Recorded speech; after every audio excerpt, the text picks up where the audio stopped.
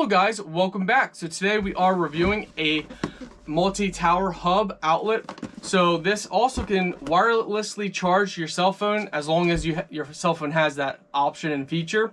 Let's go ahead and open this up and see how many ports we get for charging and powering different devices.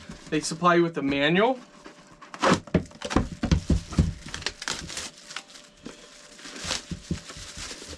Okay, looks like there is a, so main reset button here, and it looks like you can actually control the different hubs separately. So you got one button up here to control, I would assume, the bottom plugs. So there's 1, 2, 3, 4.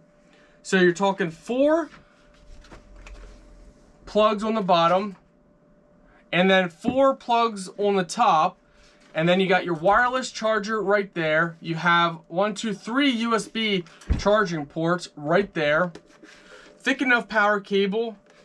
Let's go ahead and read some specs.